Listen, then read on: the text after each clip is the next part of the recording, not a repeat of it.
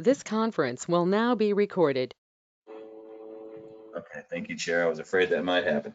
Well, as you know, we were started to talk about this meeting or talk about this topic at the last meeting in October, and just ran out of time. To me, it's something close to my heart, and I know it a lot of yours.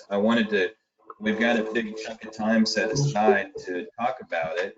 And I appreciate the fact we've got John and James with the Department of Mental Health and Substance Abuse Services, tribal liaison on the call. And then we have Kelly Tannehill with OKDHS, tribal liaison's office. Is that what you would call it? Okay. I'm a tribal coordinator. Okay. And you'll see in your packet, I kind of made an outline after having a couple of meetings with Kelly, kind of talking about our Changing the Welfare Act, and talked to John as well, and just was trying to get a sense of kind of like, okay, where are we with PARB in Oklahoma, and where do we want to be? What should it look like in an ideal situation? And so first, where are we at? So you may or may not know that both Tulsa and Oklahoma County have a PARB board that's dedicated purely to Indian child welfare cases. So they have folks on those volunteers on those meetings that have quite a knowledge base in Indian child welfare issues. Maybe Christina or Kim can mention that at some point. Most boards, when I've gone out to see them, obviously, if you've got a county board, they're going to have a lot of ICWA cases, especially, in certain parts of the world, like Choctaw County or Bryan County. And most boards do try to identify if it is an ICWA case, and they make sure that there's active efforts, and they try to make sure that tribal placement is pursued and that DHS is doing its best to be ICWA compliant. Bryan County is the only one I've seen so far that has someone from the Choctaw Nation on Indian child welfare staff actually on their board. And that person is actually about to become the new chair for that county, and I'm real excited for her. So I just kind of wanted to open it up. I've got some discussion questions, and then I wrote down some goals that I thought, might be something that that I thought would be kind of, do we want to engage tribal Indian child welfare workers in PARB meetings to help coordinate services? Do we want to make sure we got it more than one county? Do we want to, improve communication between child welfare and Indian child welfare? Do we have a role for that? Any issues surrounding Indian child welfare process early, and bring those to the court's attention? I know I've heard some of that feedback that Indian child welfare issues kind of can come up later. And as they come up later, that can be a bit of a problem. It's nice if they're identified earlier. And, maybe at some point have an Indian child welfare or a tribal court PARB. I know that's a whole separate thing, but, and Sonia's joined us as well. Hi, Sonia. And then some, strategies, do we want to encourage local boards to invite folks to their meetings? Do we want to, encourage local boards to have lunch with Indian child welfare staff in their county and get to know the tribes better, and just try and improve that coordination? So I just wanted to lay the stage and then just kind of open it up in general to have a general discussion of kind of what is PARB's role in Indian child welfare cases. Again, you can look in the packet, what are the opportunities to connect better? How do we foster that connection? So maybe to start the conversation, Sonia, maybe you and Kelly could, maybe mention what you all are thinking about from your perspective and what you know about PARB now that you know about PARB.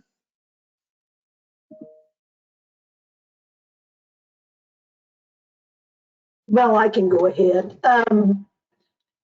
I was a child welfare specialist for I don't know how many years. 14 maybe, I don't remember, 12. And I went to our local PARBs. I'm in Kay County, and I attended the meetings there. So that's, that was my first exposure with the PARB board. As the DHS Travel Program team, Kelly and I had discussed, we were just more or less just trying to figure out if PARB boards, how many PARB boards there even are, and what is your, amount of exposure to ICWA, and how is it addressed through the PARB boards across the state. We're just looking more just to kind of find out basically what your role is, and how much that is acknowledged and discussed. So that's just really a very basic premise of where we came in to have a conversation with you about it. Keith, I want to jump in here and say, and I guess it was a couple weeks ago, Child Protection Coalition hosted a meeting in the Tulsa area, and they invited an attorney with the Cherokee Nation. She's Deputy Attorney General. Her name is Chrissy Ross Nimmo. And she gave a really good overview of how particularly the Cherokee Nation is going to start working with DHS now that the northeastern part of the state, the majority of this area has been not really declared, but has been acknowledged that it remains tribal territory. So I don't know if that's an opportunity for us as a group to get to have more education on the tribe side. It was very informative. She did a wonderful presentation. And I know that's only just for one tribe, but it's a big tribe though. So just throwing that out there as an opportunity, and I'd be more than happy to reach out to her.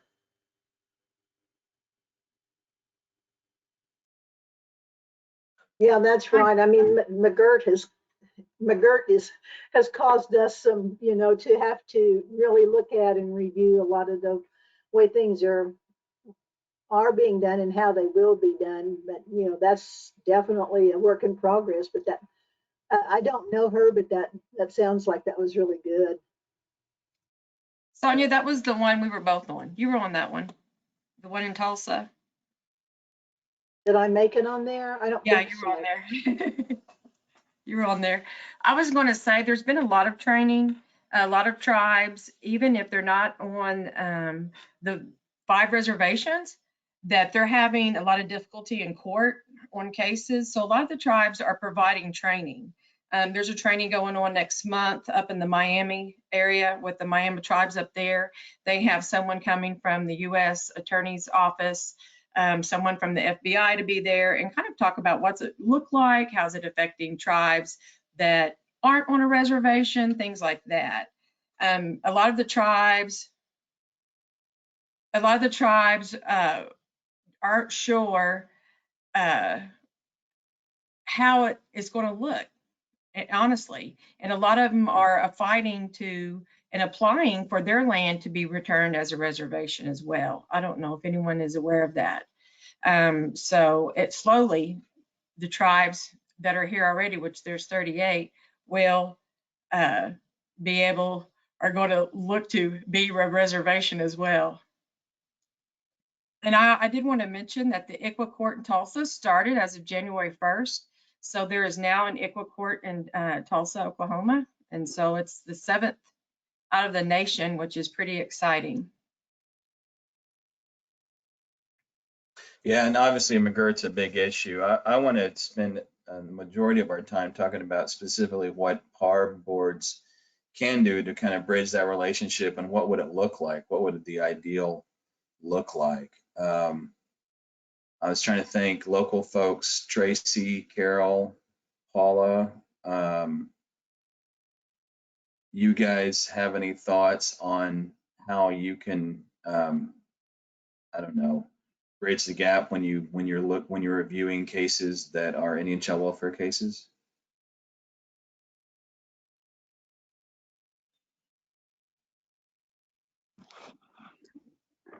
I mean, we kind of do what you were saying, Keith, just identify which cases are ICWA and then active efforts, but having someone to contact, which I saw that you sent that out, which will be nice, but that's just where we need to start, is just a contact person, because we don't really have that.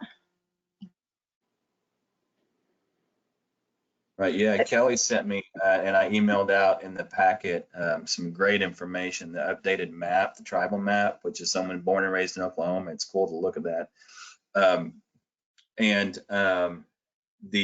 Help me with all the attachments, the local contact for all the tribes, and then it had the kind of fairly new kind of a bench recommendations. Can you, Kelly, mention what that is?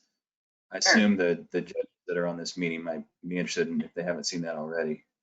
It is the ICWA bench card for district attorneys and judges that was created. Angel Smith, if anyone knows the case, Baby Veronica case, she was the attorney on that case. So the BIA funded having hard copies made, and then we have the digital copy, which I sent, and she updated again this summer.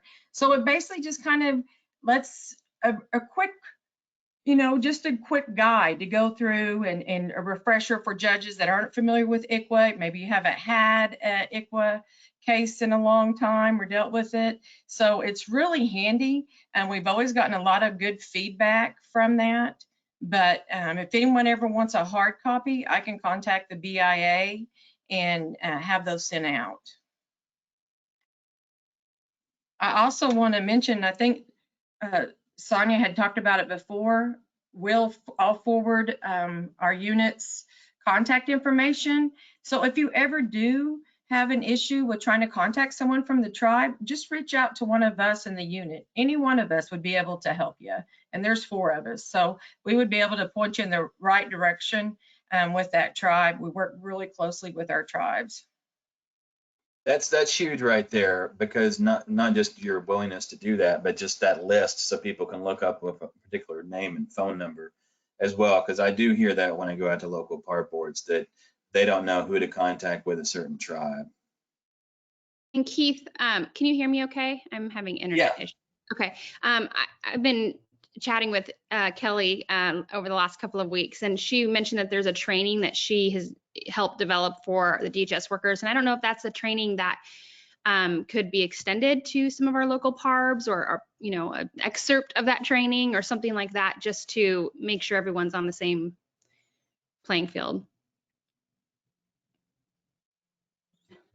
This is Sonia. I'm going to address both of you. Keith, Keith, we will put you on, we can actually put you, or whoever needs to be, we can put you on the email list. Sean Shirley, one of our team, updates the contact list, and we have to update it, constantly, at least once a month. And we can put you on that list to disseminate that contact list out every time we send it out. Like I said, generally monthly. And then Sarah, on the training, we definitely have trainings that we can, on every level that we can present, just the basic ICWA concepts. And then we're actually developing more advanced trainings just for those who want something more advanced. But we can definitely provide, even just a short training. I know you have some members on your board here who are very ICWA knowledgeable anyway. Jonna, I think, is one of them, and I really don't know. I'm sure there's probably others, but we definitely have trainings that we can present, and would love to do so. Yeah, I appreciate that offer, and we'll take you up on that. And Jonna James with Department of Mental Health and Substance Abuse Services has also offered that as well, and does some training for the multidisciplinary teams through OCCY. So yeah, and you guys helped do training last spring when we were all first stuck at home, and we did those Tuesday trainings. So we'll take you up on that again. I haven't gotten to it yet, but I need to get to getting those scheduled again because those were a big hit last time. So I'll be reaching out to all 3 of you, actually. And Kelly, I don't know if your focus group, if you'd want to extend that to maybe some local PARB, I don't know, I may be overstepping. You're like, no more people, but I know that you have some, you know, that you're going to have some very intentional meetings with some foster families on how to strengthen that relationship. So I don't know if that's something that PARB could be a part of as well. That would be great if they would want to do that. I'm doing my practicum right now, so I've created some focus groups with foster parents. Some are tribal foster parents, some are just DHS, and then I'm also doing it with tribes, and then with also looking at workers, just trying to get a group of DHS workers and just talking about the focus of keeping children connected to their culture and their tribe. What does it look like? What do you need to do that? What's missing? Just things like that. But no, that would be great if anybody wanted to do that. I mean, I definitely would jump on board with that.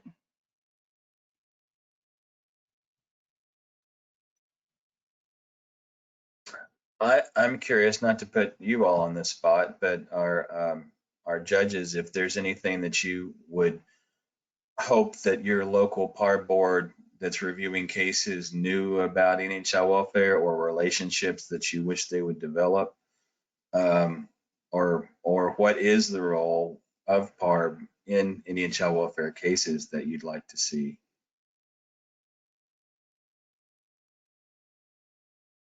Well, what would be probably the most helpful thing for us is to know that you are all knowledgeable about ICWA and then supporting the ICWA law when those cases are reviewed. Issues that seem like they crop up are placement issues, of course, ensuring a child is in an ICWA compliant placement. I was trying to think of the major things. That one is absolutely major. Has the child welfare worker done everything they can to active efforts to make sure that reunification is not advised before asking for termination of parental rights? Those kind of things that support the ICWA law as you're reviewing a case, and that those recommendations that to the court reflect that.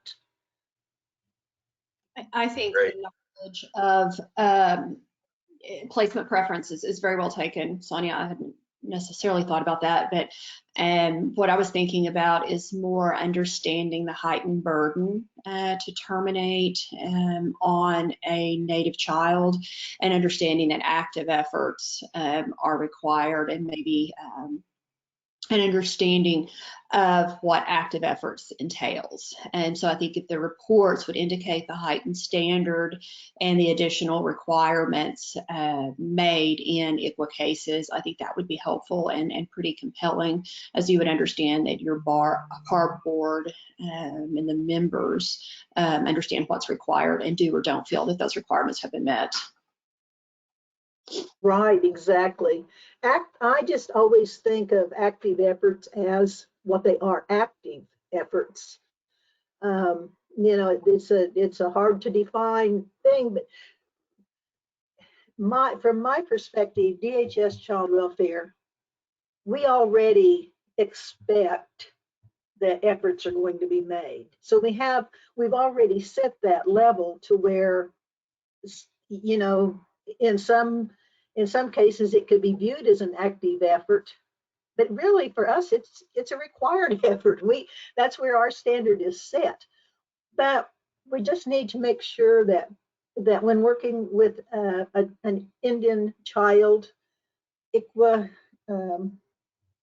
case, that those parents are offered everything that we can do for them. I mean, you know, just the simple things like don't give them a phone number to a facility. help them make sure that that connection is made, that they're going for inpatient treatment, something like that. Make sure that connection is made. Do they need help to get there? You know, what do they need that you can actively do? To me, it's like when we're working, my expectation is if someone calls me and asks, I need help with something. My expectation is that my team is going to help them until we've absolutely hit the brick wall and there is no further avenue to take. You look at every way you can to help and solve that issue. You don't just stop and say, well, you know, I guess we can't do anything. No, you keep looking. And I think that's an active effort on the part of child welfare. And I don't know if there was a time I'm supposed to talk or if I can go ahead and kind of add to what Sonia's saying. I don't want to. Please jump in. Okay. I think one of the important pieces from my lens when it comes to the Indian Child Welfare Act is understanding where ICWA came from. And so I want to go ahead and introduce myself. My name is Jonna James. I am a citizen of the Chickasaw Nation. I serve as the tribal liaison for the Oklahoma Department of Mental Health and Substance Abuse Services. During the baby Veronica case, I founded Standing Our Ground for Children, which was a national movement that helped Indian children that were moved from their home. I worked with the Department of Justice on the BIA regulations and updating those, and the Obama White House on the United Nations Indigenous Rights of the Child. I'm a member of the United States, a delegate for the United States for the United Nations and helping our children stay with their family. So while I am at the Department of Mental Health, because my doctorate research is in historical trauma for Indigenous people, I can get on a soapbox about ICWA. So I say that to say, if you need to cut me off, you can cut me off.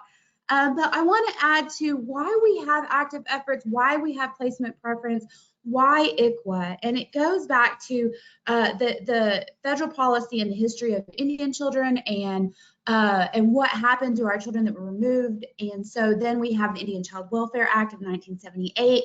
The purpose of that is to keep our family, our children together. And I have trainings available, like Keith mentioned. They're one of my favorites as far as our state agencies and organizations go, is why are appropriate services necessary for our tribal people? And it kind of goes over this in depth. I'm not going to take that time up today.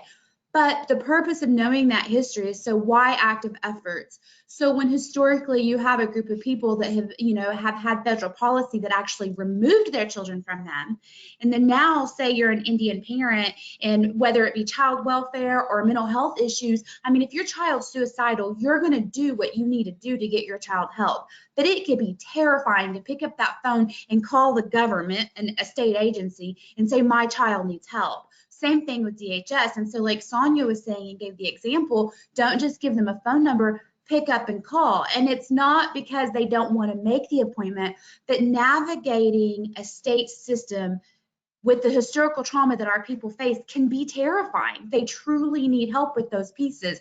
And so when you think of active efforts, it's not, and I say this because as a person that I know that needs to be teachable, I lay down my right to be offended as a Native person. I say, ask me questions. So I used to also be the tribal state co-chair for DHS Region 3 because I was the Indian Child Welfare caseworker, which is how I know Sonia. We've been journeying together for a while, and as well as Kelly. But it's not that narrative that sometimes I've heard from some of the caseworkers that I've trained, the social workers for DHS was, well, why? I literally had this question, and I'm going to repeat it because it's important. If you don't have that cultural lens, they're like, well, why do these Indian children get treated different just because they have a card? Okay, but it's not that we are doing something extra in active efforts versus what we're doing for everybody else. It's understanding that historical trauma and that we do need to kind of go that extra step to help our parents be successful, because they're navigating systems, one, that they may not be familiar with, and two, that they may be scared of. And so when we think of why we're doing active efforts, when we think of why we're doing placement preferences, and that's another thing I want to address, placement preferences, when we talk about why, what about a family that says, oh, well, I'm not cultural? But what is culture? We all have culture. We all have routines in our homes. We have holidays we celebrate. We have things that we do. That's our culture. Those are our routines. Those are our ceremonies. And so it doesn't matter if I go to powwows or stomp dances. I'm Chickasaw. So an Indigenous child, specifically a Chickasaw child that sees me, a mom, successfully raising my children, successfully having education, successfully holding a job, that teaches that child that maybe that's been through historical trauma how to navigate some of the hard places that they've been through. So it's not, we're not asking families, oh, do you go to powwows? I mean, obviously we want our children to be exposed to their culture, but it's not, that's not the reason of placement preference. Placement preference is because being in that culture where you too have you know, come out of that historical trauma. And I absolutely have. My grandmother was a boarding school survivor. We're not talking about something antiquated that happened 500 years ago. We're talking about 2 generations ago. And I have been a foster mom, and I have adopted an Indigenous child out of foster care. And so, but that child is 17 and pretty successful. I've had her since she was 2, but she's had to navigate that same trauma that I remember. We honestly don't know is trauma, because this is our normal. This was, you know, this is what we had growing up. These are some of the examples. You know, my grandma didn't know how to hug because you didn't get nurturing in boarding school. And then my parents didn't know how to nurture. I had to learn to nurture. Is that a big historical trauma response? You wouldn't think so, but we know from a mental health standpoint, children need nurturing. They need hugs. They need boo-boos validated. And so as I learn those things and being intentional about teaching my children those things. And so I'll quit talking for a minute, but I do want, when we think about the pieces of ICWA and we're talking about these cases, not to just get, the law is important. It's a federal law. We should follow it, but to remember the why of ICWA and what we're doing to get these children so that they're healed, so that we're stopping the transmission of intergenerational trauma, so that not only are the parents getting help, but they're getting help so that they can raise children that are going to be successful adults, that we're not going to have another generation of children back in our foster care system. Yeah, John, I do appreciate that you sharing the cultural aspect and the why behind ICWA, which is so important. Make sure we're hitting the spirit and not just the letter of the law. But, you know, I do want to, with just a couple minutes remaining as we address this subject, is there specific things that you all can think of as the state PARB board that PARB specifically, whether local, well, certainly local, but on the state level as well, could be or should be doing differently than what we're doing now to help move, you know, Indian Child Welfare Act goals forward?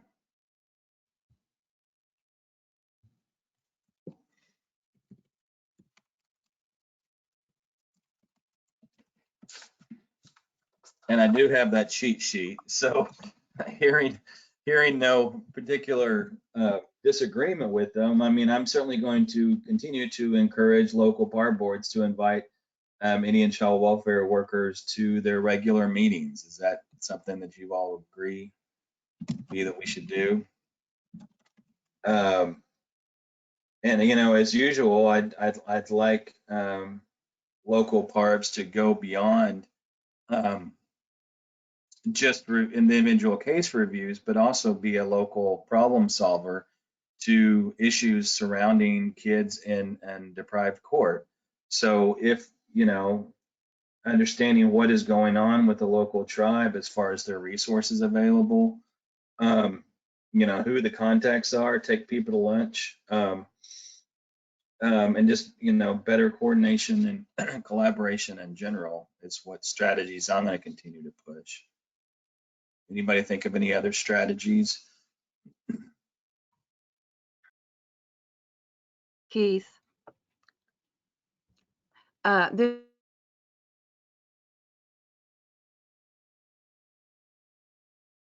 is Jeanette Dunlap, and I'm on the ICWA PARB in Oklahoma County.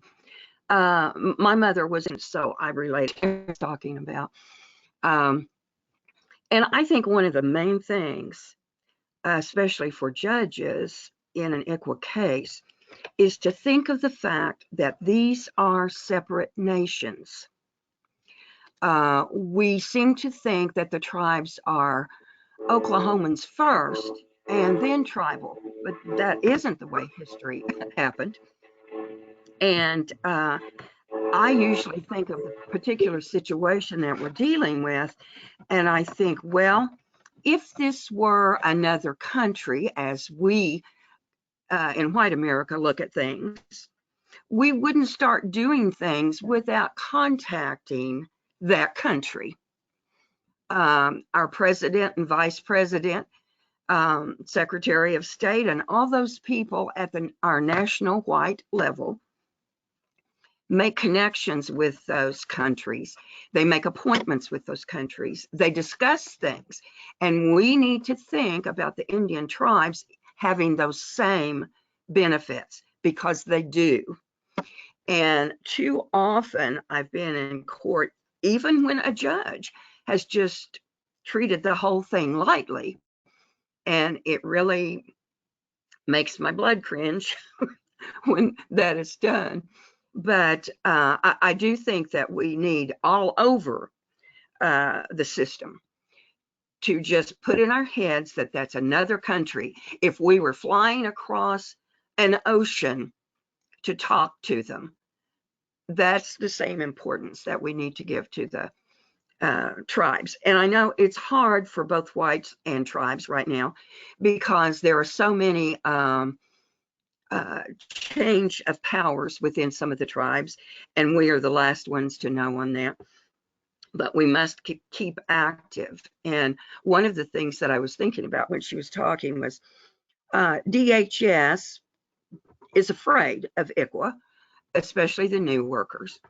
And they're always glad when I come on their case, because they feel more secure and they can ask me questions about things. But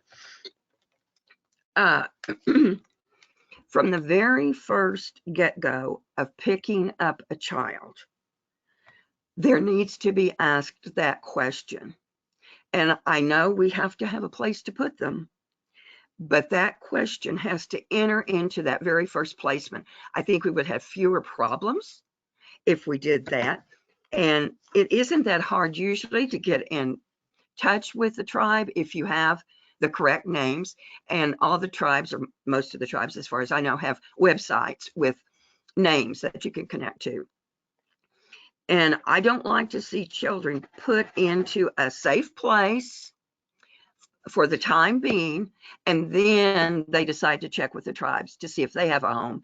Usually they don't, but sometimes they do.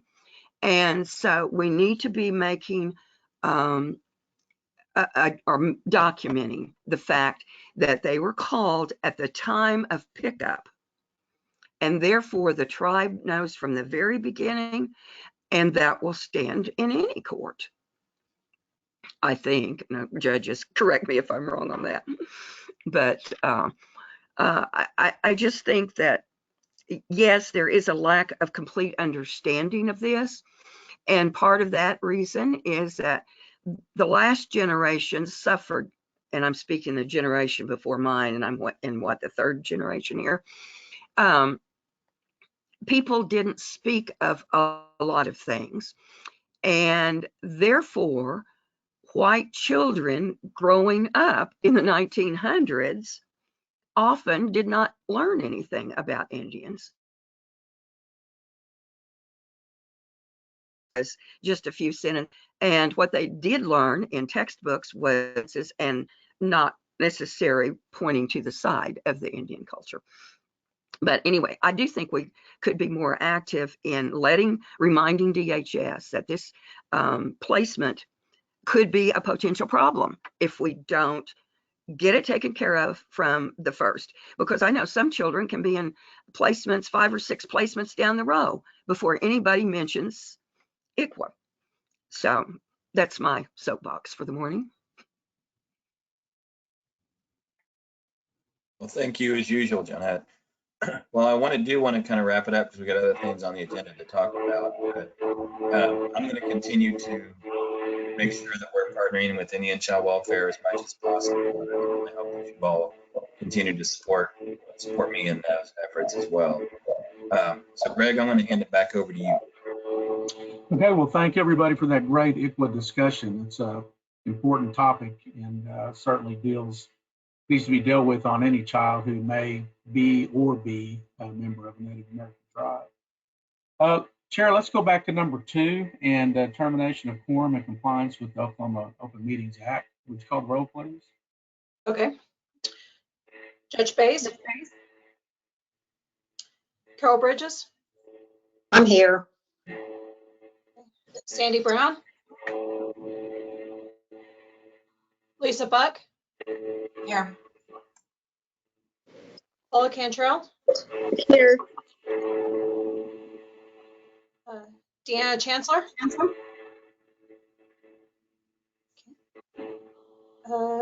Greg Delaney? Here. Jeanette Dunlap?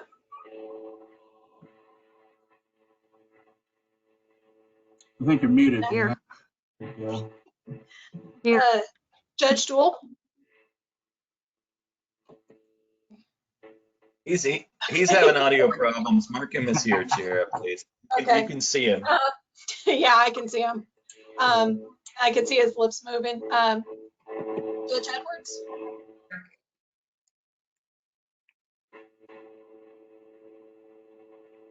Judge Edwards? Here. Okay.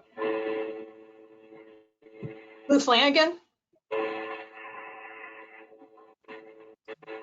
Lana Freeman?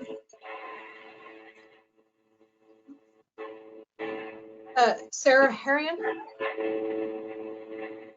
Here. Danielle Herring? Here. Melanie Johnson? Here. Haley Kurth? Cindy Nocton?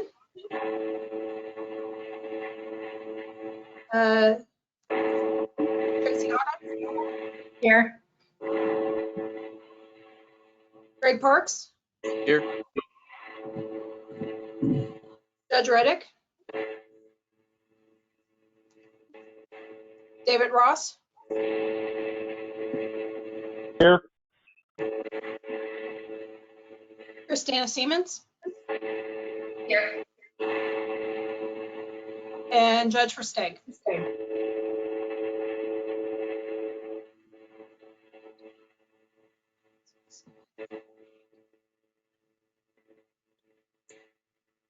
We have quorum. Thank you, Chair. And so let's proceed. Let's move to item 3, review and approval of the meeting minutes of October 23rd, 2020. Hopefully everybody had a chance to kind of glance at those. Is there any discussion about those minutes or corrections before we take a vote to approve those minutes? It doesn't look like it. Chair, would you call the roll to approve the minutes?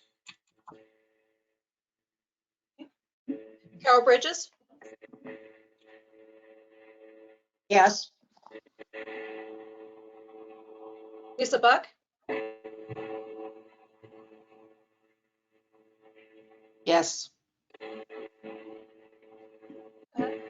Paula Cantrell? Yes. Greg Delaney? Yes. Jeanette Dunlap? Yes. Judge Duell? Oh. Yes. Okay. Judge Edwards? Yes. Sarah Harrion? Yes. Danielle Herring? Yes. Tracy Otto? Yes. Greg Parks? Yes. David Ross? Yes. Christina Siemens? Yes. Passes. Thank you, Chair. Let's move on to item number 5, the PARB evaluation update with Lisa White from the OUE team. If you could. Hi, everyone. Thanks for having me. I'm going to share my screen. To share your screen, ask the organizer to make you a presenter.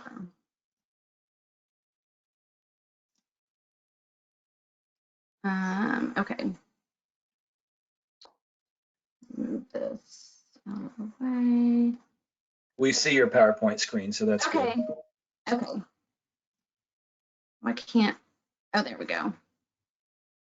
I'm going to try to make my view a little bit different because I see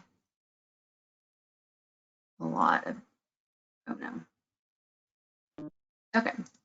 All right. So if everyone can see, we'll get started. Again, thanks for having me. As you know, E-Team and OCCY they've partnered up to do an evaluation of the Oklahoma PARB. And as part of this evaluation, oops, oh, I don't know why my thing isn't moving. There we go. As part of this evaluation, we analyzed data. This is kind of how we started this evaluation process. We've analyzed data from the Oklahoma County PARB, the recommendation forms.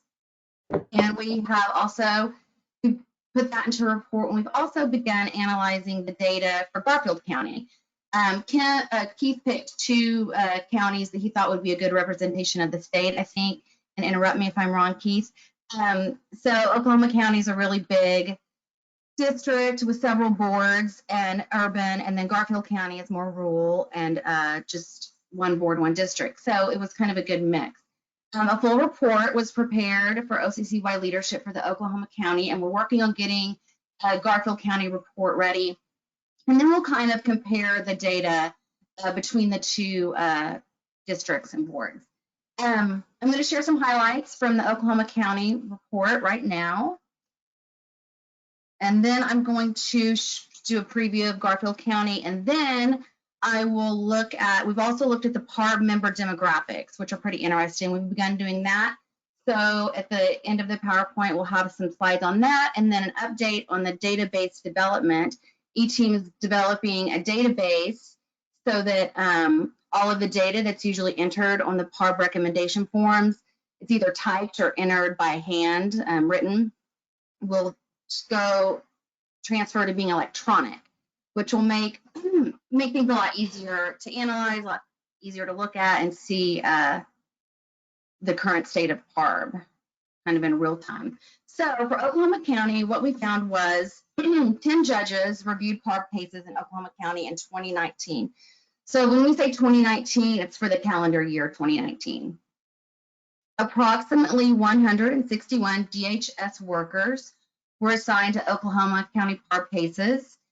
The reason why that's an approximation is because anytime you have data entry that's handwritten, there's maybe going to be some inconsistencies. So T. Smith and Teresa Smith may very well be the same DHS worker, but unless it's the exact same name, you may not know for sure. But this was a good approximation. 7 PARB boards were represented, with most reviews being from PARB board number 2. 24 tribes were represented, and of course, most of those being in the ICWA, on the ICWA board. Stop me if you have any questions or any comments, Keith and everyone else. 20 PARB members reviewed cases in Oklahoma County. Some of the reviews was a single review, and then some of the cases had a single review, and then some of the cases had multiple reviews. And so we looked at that too, because that's interesting. And then it'll also be interesting when we look at Garfield to kind of look at the difference. So for Oklahoma County, 161 cases had a single review, 36 had 2 reviews, 11 were reviewed 3 times, and 2 cases were reviewed 4 times.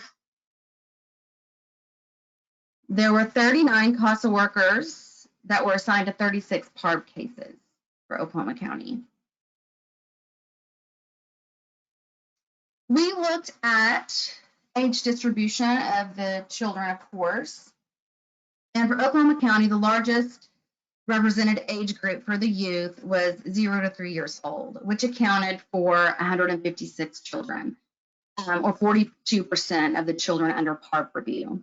The average number of months, and the average age was 6 years old, which is like 5.97, so we rounded it up to 6. So for Oklahoma County, that's how that broke out for average age.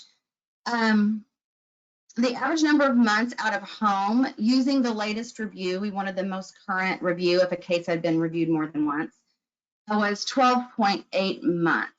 And I talked to Keith and Kim about this number because they said that was a little, quite a bit lower than the state average number of months out of home and even Oklahoma County.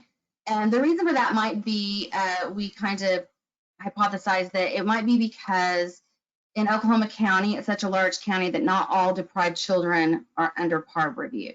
That was my understanding. And that it just depends also on the different timelines for when the clock starts for out of home. That, just to clarify too. Yeah. So that is number of months out of home when that review was done. So it's not total. It's, so if you're 3 months into the case, out of home might just be 3 months, as that case may go on for 2 years. Right, it's just like a snapshot kind of. We looked at placement. And for placement, foster placement was of course the dominant placement category. Trial reunification and group home were the next largest groups, although not nearly as prevalent as foster placement. And we also broke down the different types of foster placement, which we will look at in the next slide. Traditional foster placement and kinship foster placement accounted for the majority of the placements. Non-relative kinship, there were 20, which I know is a kinship placement, so still that's really right there in the majority. There was a few for therapeutic, tribal, and intensive foster placement.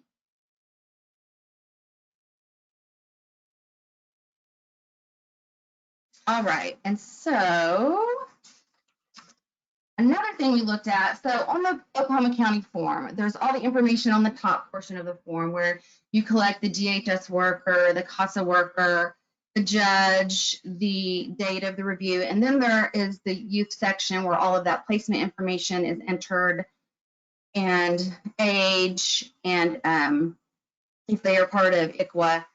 And so underneath that is the findings and recommendation section. That's how the Oklahoma County PARB recommendation form parses that out. So I didn't highlight the findings here, but I was going to tell you a little bit about that findings section. So we looked at the findings, and it was all open text. In the large report, it summarized the findings part. And so under the findings, it was common for the reviewer to say in general how the case was going, if parents were making progress on their ISPs, how the children were doing in school. Sometimes the reviewer would list concerns they had in that section and report overall progress in the case. Oklahoma County, as you guys were talking about earlier, has an ICWA board. And so a big part of the findings were also if reasonable and active efforts were being made. And then after the findings, even though it was one section, they would say all that, and then underneath the reviewer would put the recommendations. So for the recommendation sections that follow the findings, PARB reviewers usually gave at least one recommendation, but sometimes there were several recommendations on a form.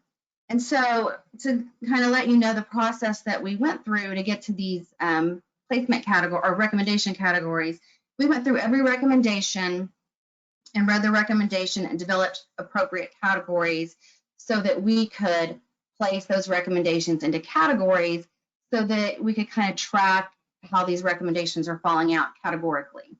So we ended up with 11 categories total, and this was based on the Oklahoma data. And the top 3 recommendation categories for Oklahoma County are here. Placement, and the percentage means that 34% of those 274 recommendation forms contained recommendations involving placement. And then I give a few examples of recommendations that did involve placement and then some of the other ones. For example, it was common to see PARB recommends placing all siblings together. PARB recommends reunification. PARB recommends locating an ICWA compliant placement. So those were the types of recommendations that fell under placement. The next most common was mental health services, which 28% of the forms contained recommendations that dealt with mental health. And that could be anywhere from recommending counseling, therapy, a specialized program, something like that. And then parental rights and supports came next. There were 27% of the forms that contained recommendations dealing with parental rights and supports. Probably the most common recommendation under that category was termination of parental rights. But sometimes it would be, let's delay. We recommend delaying termination of parental rights to give a parent 6 more months to work on their ISP, something like that. And then in the next slides, I didn't really put examples of the different, I just kind of wanted you to see how we came to these categories and what information we used. And then in the next few slides, we have the other categories and how they parsed out. So there was visitation, educational supports, community resources, healthcare services, tribal supports, individual service plan. And again, like an example of a visitation recommendation would be, we recommend that a schedule be created so that siblings can have visitation with each other. Or we recommend that it's time for mom to have unsupervised visitation, things like that. And then the last two was assignment of worker or advocate and permanency plan. So most of the time for the assignment of worker or advocate, it was PARB recommends assigning a CASA worker to this case. And then I gave an example over here to the right of, of a recommendation. And then how we came up, the first part, as I said, is that informational part, the findings. And then the second part is the board is supportive of continuing down a path toward reunification. And so we would have placed that recommendation under placement.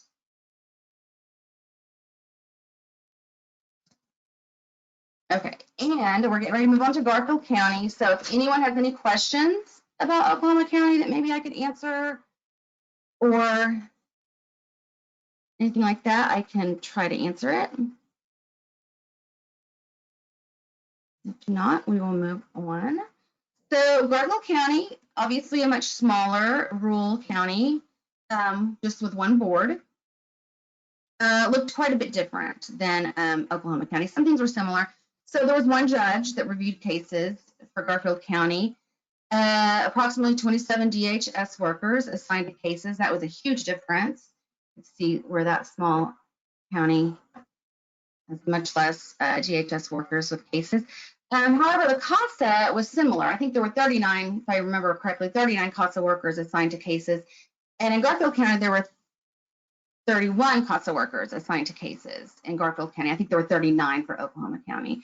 So that was kind of interesting that there were quite a few CASA workers for such a small district. 7 PARB members reviewed cases in Oklahoma County. And this is a little bit different, or Garfield County, sorry guys, and this is a little bit different too. In Garfield County, it looked like there were less single reviews and more cases that had multiple reviews. So 54 cases had a single review, 34 cases had 2 reviews, 29 were reviewed 3 times, 11 reviewed 4 times, and 5 cases were reviewed 5 times. And that totaled 278 total PARB review forms for Garfield County. Again, we looked at age distribution. And like Oklahoma County, the largest age group represented was 0 to 3, although it's not nearly as many as in Oklahoma County. And the average age was 7.7 years, which was quite a bit higher than in Oklahoma County. It was 6 years in Oklahoma County. So that was really interesting. I didn't know if you guys would maybe have some insight into, why that would be. You can see that there's quite a few older children being represented here in Garfield County.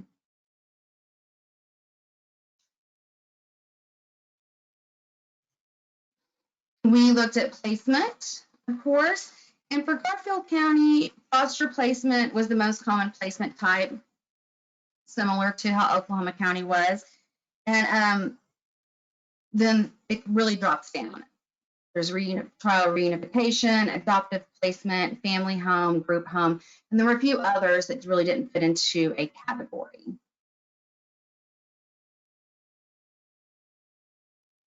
And we broke that foster placement down, and the vast majority, well, all of them were either traditional or kinship, with 2 being non-relative kinship placements.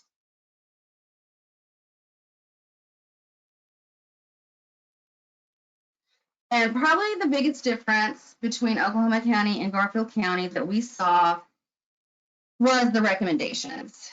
So the recommendations, they called theirs a report and recommendation. So instead of findings, it was called report. And they had a lot of similar things in the reporting section. They always, the Garfield board always talked about if the parents were working on their ISP, how much progress they'd made. They talked about if where each youth lived on the sheet. And they also talked about how they were doing in school, things like that. So it was pretty similar. But what I really thought was interesting was how almost so many of them talked about if the parents are working on their ISP, which is really told us a lot about the, how that was going. Because I know they based these recommendations on those findings. And so for Garfield County, there were really 3 recommendation categories. The top one was placement, which was 88% of the forms had recommendations that fell under that placement category. The majority of the time, it was we recommend continuing with DHS custody or continue with DHS. So that was the majority of those recommendations.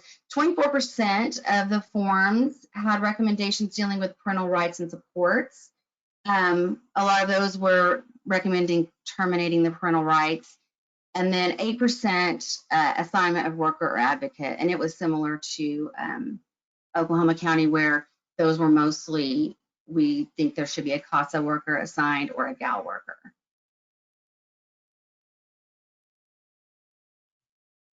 If I can jump in real quick, Lisa, if I can just jump in real quick, that 88% that is basically a recommendation that typically says continue in DHS custody or something to that effect.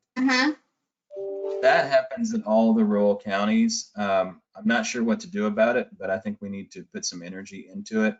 It's basically saying we don't have anything to say, which that's okay. Maybe we need a different way of phrasing that. And remember, I think in Garfield County and a lot of counties, they're looking at the deprived docket. So they're looking at every case that's coming up every time, where Oklahoma and Tulsa County, they're more selecting cases that maybe need more input. So if it's early in the process or late in the process, there may not be anything to really recommend. So anyway, to me, that really identifies something that we need to continue to explore. Well, and then to kind of build on that, so whenever the database is developed and then PARB reviewers actually enter that information into the database, we will have categories, these categories that, of course, it's not going to replace the written recommendation. Those are very important. But then they can also go, and this will, require some training also and some defining what placement category means, or what goes under that, but they'll be able to check the different categories that their recommendations fall under.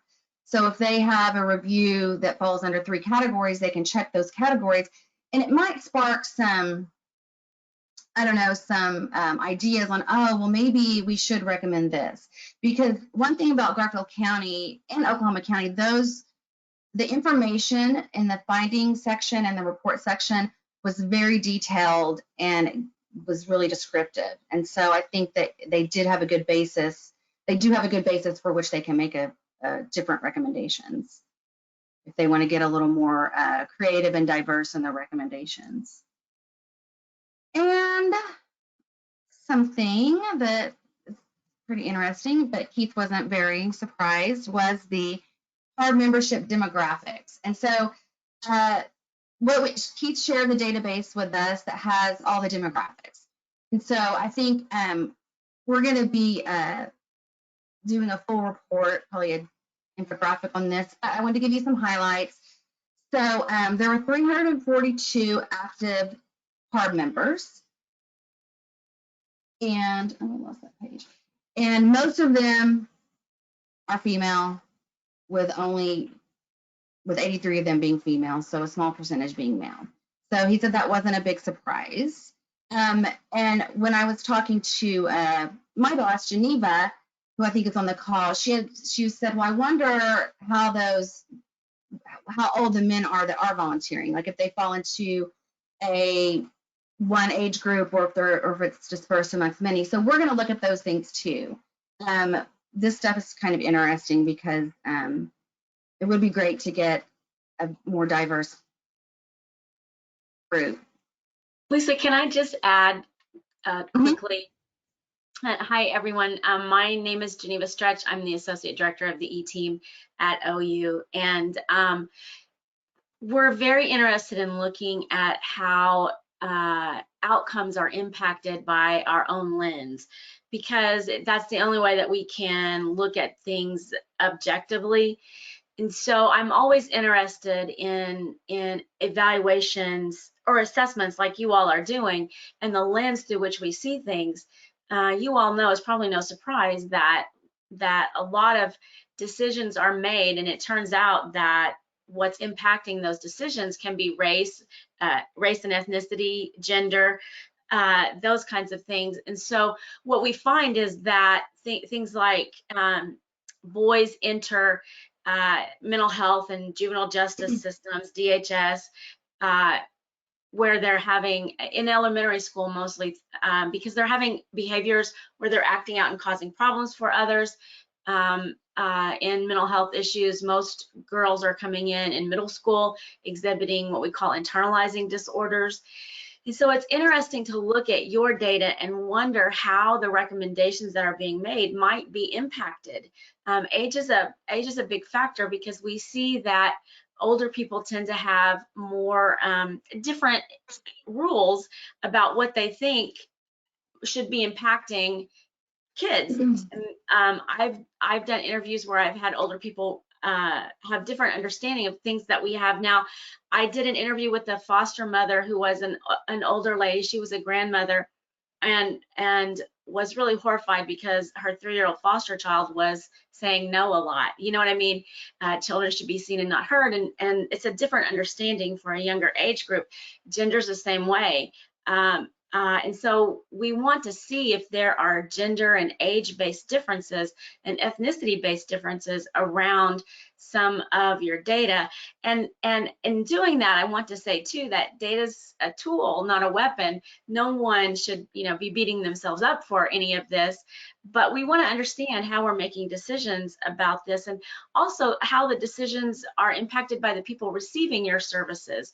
If there are differences across recommendations for boys of a certain age group, girls of a certain age group, kids of different ethnicities, and things like that. So we really want to take a holistic look and see if we can point out some things that a lot of you might be aware of already, but there's also an aspect of sometimes you can't see the forest for the trees. So that's the role of an evaluator, is to kind of slice and dice your data and present it to you. And just like when Keith said he wasn't surprised that most of the PARB members are female, we want to be able to talk about things like that you're expecting, and also talk about things that might surprise you.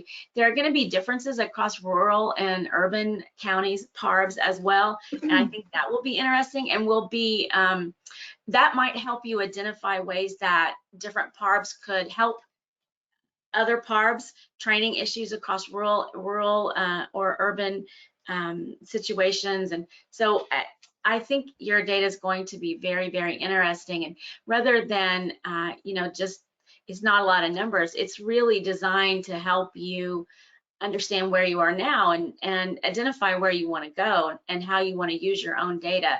So putting all of this in a database, the purpose is to help you do things faster and quicker.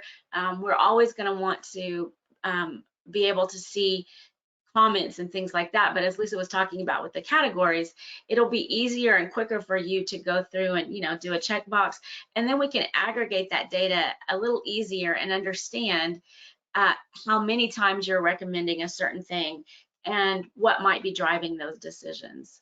So it's just to help you identify training issues and strengths and challenges and things like that. And you know, thank you for allowing us to work with you on this. Lisa, we got a couple more slides, I think, on our membership. You want to cover those real quick too? Yeah. Thanks, Geneva. That was great information. Oh, and then I wanted to make sure you guys understood the N is up to 83 because sometimes maybe the gender wasn't marked. So there was several that didn't have that, but I think we're going to clean that database up a little bit. So we also looked at age, member age distribution, and not surprisingly, the majority were in the 40 to 65 year age group. So a lot of Caucasian women, well, we look at ethnicity in a minute, but a lot of Caucasian women in their middle to older age, and a lot fewer in the 21 to 39 age group. And then here we look at ethnicity. Majority are Caucasian, 219 of the 258 members who had that marked. And then, oh, I don't have the, sorry guys, I guess I don't have the legend. I must have taken the legend off. Sorry about that. But I'll have to fix that and give that back to Keith. But this 15, I believe that was American Indian, and you could pick more than one ethnicity, but it really went down after the Caucasian. And so you know who your members are pretty well. Caucasian women in the 40 to 65 age group. And so we want to look at gender correlated with this too, with the ethnicity. So finally, I want to give an update on the database development. So our web developers are making a lot of progress on creating a database where the PARB data can be entered electronically. And as Geneva said, this is going to make data entry much more consistent and accurate. It's going to make it easier to aggregate and look at in real time. And the recommendation categories will be entered for each recommendation, which will allow them to be easily aggregated by county, by board, by district, by whole state. So it's going to be really exciting, I think, to have that capacity when you haven't had it before. And so they're gearing up for a demonstration for Keith in March and his team. And so we're kind of on a downhill stretch. And of course, there's going to need to be quite a bit of testing for the database, just to make sure, you know, it works, how it's supposed to work, and work any bugs out that's completely normal, making sure everything is running, you know, runs correctly. And then we'll probably have to come up with some scheduled trainings for the PARB members, because there will be a learning curve and some training that we'll have to work in conjunction with Keith and his team to come up with those, you know, those hard definitions so people really know, okay, my recommendation, I have it here, and which category should I pick, should I be checking off? So those category definitions, I think the PARB team will be really good in helping come up with those as well. And that's all I have. Does anyone have any questions or anything they wanted to go back to look at, anything like that?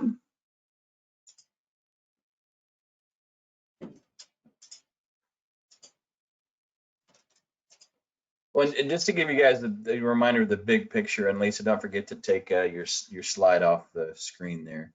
Oh, okay. We're looking at several things. This is a one-time look at Oklahoma County and Garfield County and putting recommendations from calendar year 2019 into categories.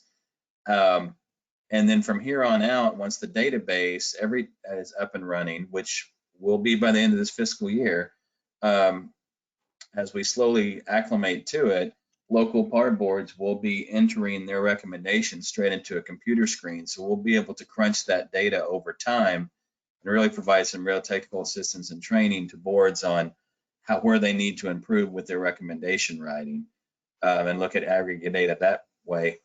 Plus looking at the membership, which like Lisa said, I wasn't surprised, but we also would need to make sure we follow our statute, which is making sure we have people with foster care experience on our boards and people with child welfare experience on our boards.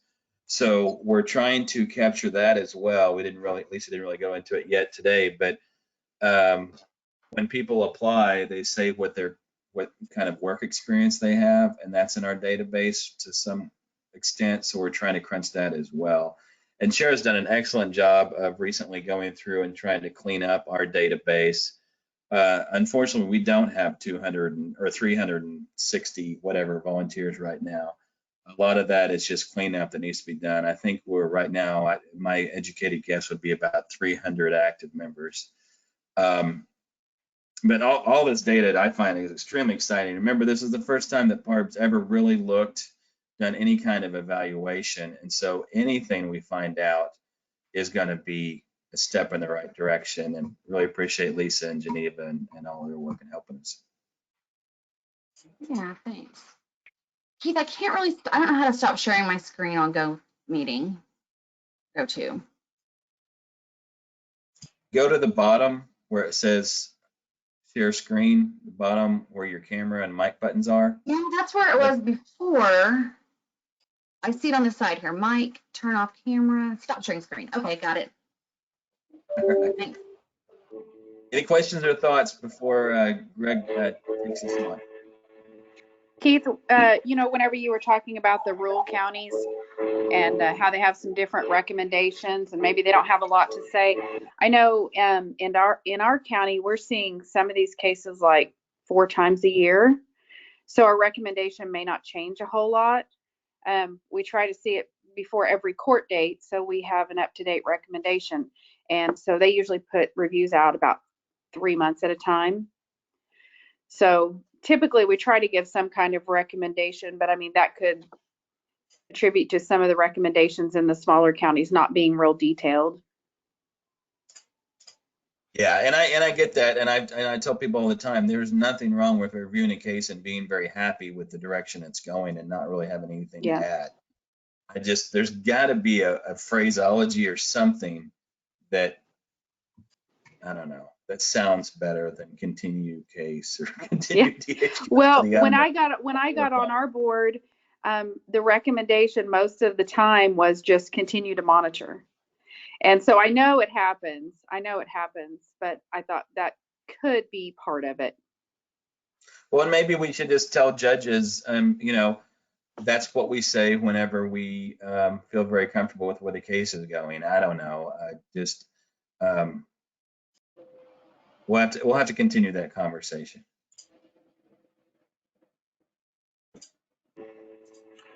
Anybody else have any discussion on that great presentation by Lisa and Geneva on the data from our PARB board info? We certainly appreciate that.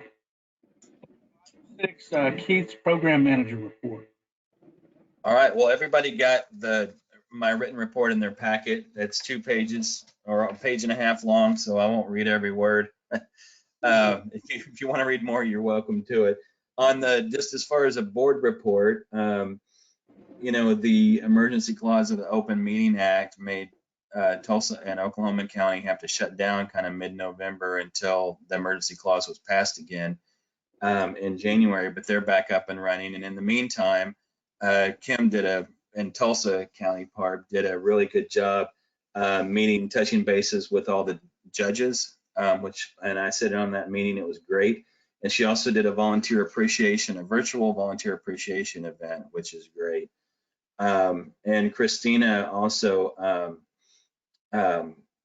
helped facilitate all her local boards with gathering information for the annual questionnaire, and also did her own kind of new board orientation, which she doesn't typically do. So that was really cool. We had a new kickoff in Ottawa County, including a swearing in of volunteers. I got an email saying, can you please send me the official swearing in speech? And I said, well, there isn't one, but I can certainly make one up.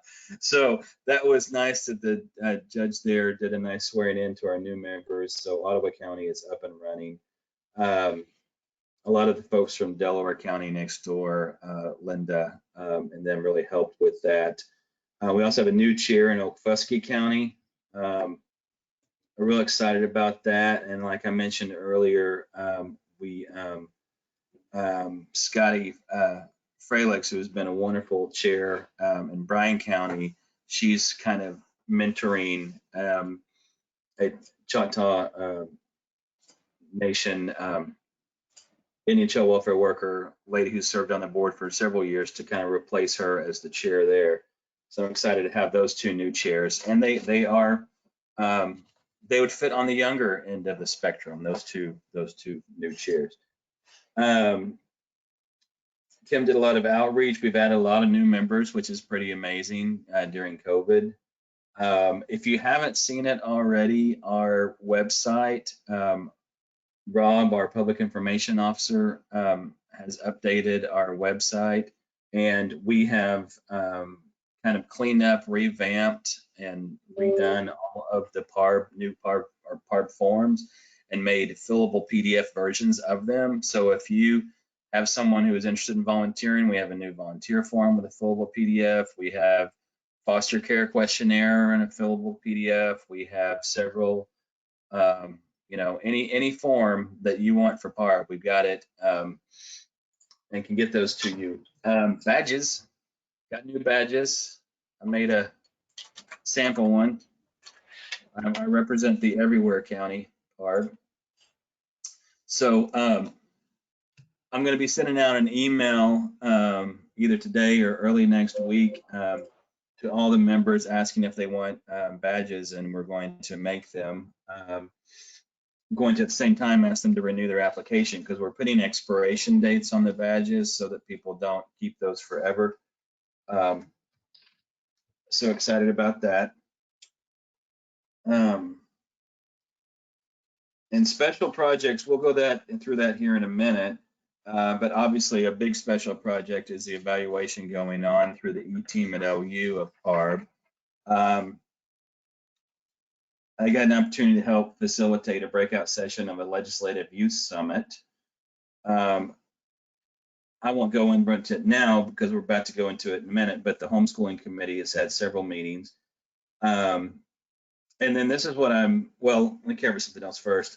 So I'm continuing to meet with Phil Johnson and Tim Scott with the Administrative Office of the Courts to try to get the foster care mediation program that OCCY sponsors back up and running. Basically, that means I just need to go through all the training, because we don't have any staff. We're going to try to use the early settlement program volunteers across the state to help provide that. I'm going to get my training too, so I can fill in and then try to coordinate that. So more to come there. We're trying to bring that back. The big excitement is the trying to put a virtual permanency summit together, kind of a statewide focus on child permanency within child welfare. I've been talking a lot with Megan Ruark from the Department of Human Services and others that are also have the goal of shortening the length of time till permanence.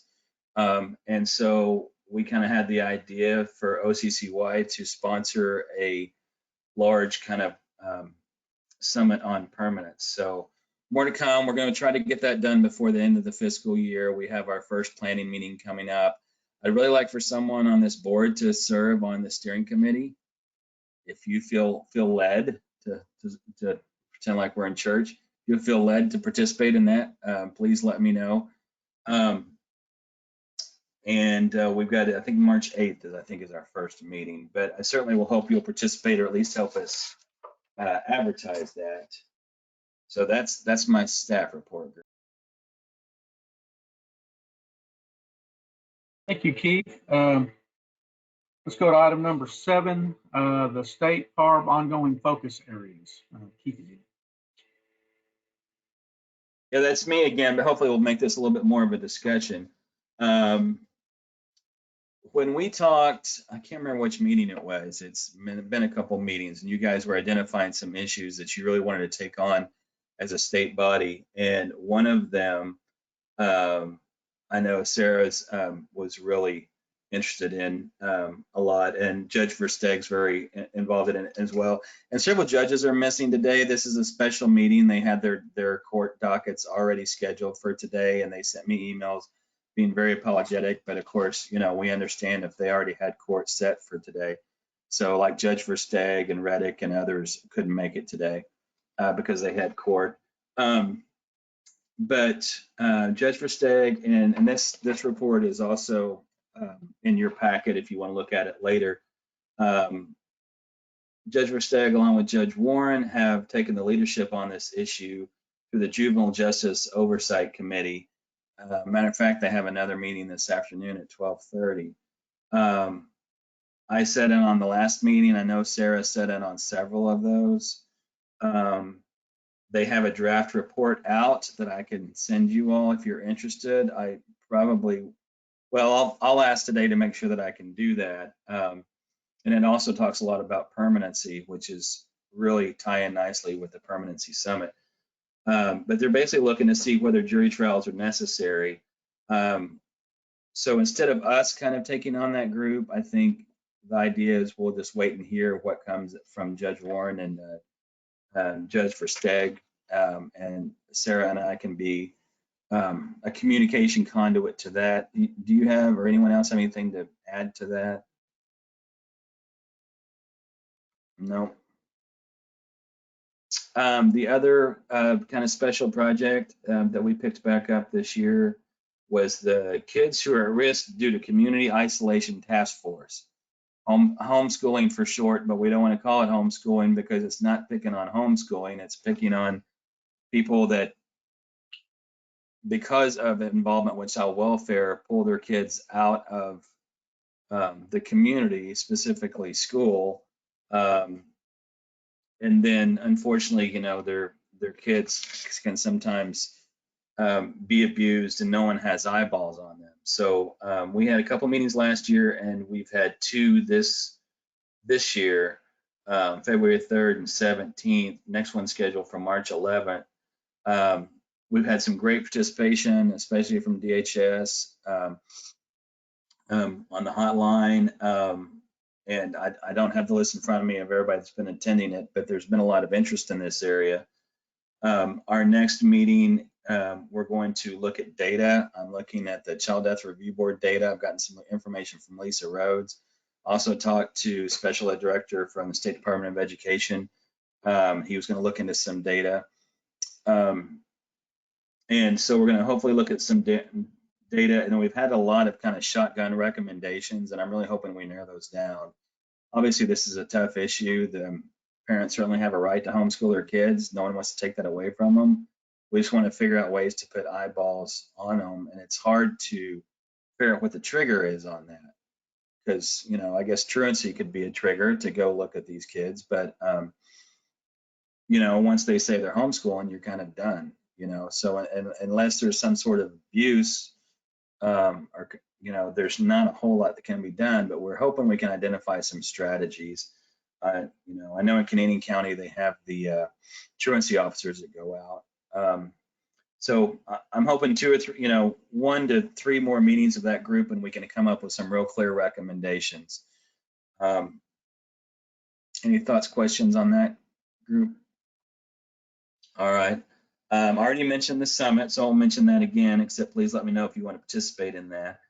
Data and Quality Assurance Committee, we went over the, in past lives and past jobs I've had, we've had Data and Quality Assurance Committee subgroups to kind of look at our evaluation, look at where we're going with data. If someone is able and willing to at least be a sounding board for me as we look at some of this data issues, please let me know. I was going to maybe try to set up a whole committee. I'm not sure we got the energy for that, but at least if I can send you information or we can visit every once in a while, let me know. I'd be very much interested in that. And the last kind of for special projects was, what could have gone in the staff report, was a PARB name change. If you recall, of course, there's some folks that weren't on the board, but when I first started in 2019, you all had talked about a PARB name change to Citizens Review Board for Children and Youth. That was put into that didn't pass last year, was continued over for this year, excuse me, into Senate Bill 1731. And my understanding from Mark is doesn't look like it's gonna make it out of committee. So once again, unfortunately, we are not going to, be changing our name. And now that I've been here a little bit and done a little promotion, I also kind of wanted to bring that back up. Is changing our name something you all still want to do? Or do we want to just continue to try to market PARB as PARB? I think so, I mean, if anybody has any thoughts on that, I'd love to hear it. I think the decision's been made for us this year, but for next year, do we want to push real hard to change our name, or do we want to, just promote ourselves as PARB? We had this discussion and I can't recall, are there other statutes that are in issue? So if you mess with one statute, a lot of times you have to amend several others that refer to us. I think we looked at that at one point and I can't recall. Yeah, it's in several places. I don't have the list in front of me, but as far as what records we can see, it's in Title 10 all over the place. So it's an undertaking, big undertaking. It is. I think we identified all the places that did list it though in our kind of housekeeping bill. So we did do the homework this year, but it is in several places. I think it would create more interest, and I think it would be more explanatory. I think people would understand more about who we are and what we do. So I'm in favor of it, but I understand this isn't going to be anybody's top priority list this year. So that's just my 2 cents. Appreciate your perspective. Other thoughts? This is David Ross. I am also I'm in the camp of changing the name. It is confusing, and it could be much more self-explanatory with a better name. And I believe also, I concur that it would generate more interest and possibly have more impact.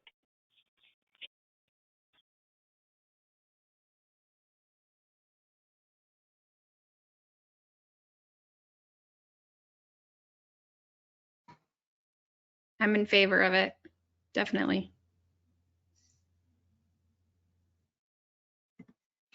Keith, do we have any reason, do we know why it's stalling and not going through? What I've been told is that this year again, I mean, because of COVID, they're just really having to prioritize bills.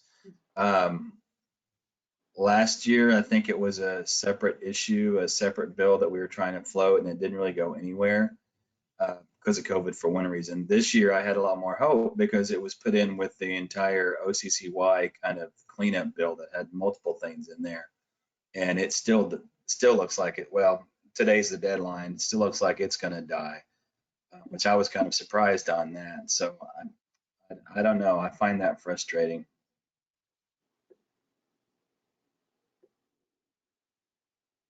Not to make this discussion any longer than it needs to be, but what was was there something in particular in the overall OCCY bill that was objectionable, or do you think they just ran out of time? I don't think there was anything objectionable. Mark, put Mark on the spot, he knows more than me. I don't know what else was on there, but it was like membership. I think the commission was adding a member. There's probably 6 or 8 separate items. I don't think any of them were. And we even offered to drop the PARB thing if it was too cumbersome. So I don't know. Well, Jennifer Harden is our legislative liaison, and she's very busy this time of year, and I don't get to talk to her much. Of course. And it may be even not, I don't think that we have a tribal cover. We're going to run it next year.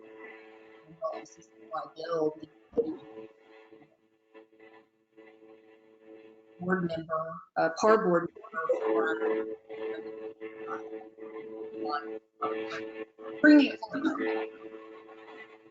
Hey, Greg, you've got some feedback that's kind of making it hard to mute a minute. Okay, can you say that last part again?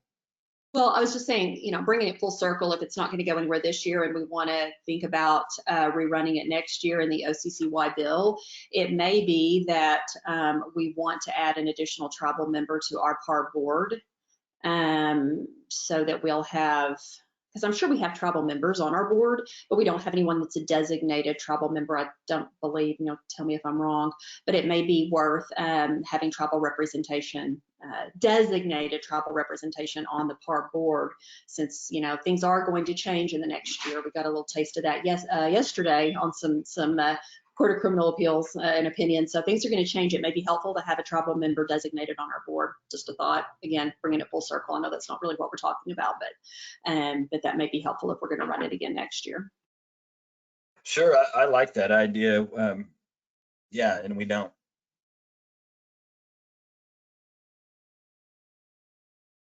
Keith, do we need to take action on these as PARB's ongoing issues that we're working on? I listed it as a possible action item, didn't I? But I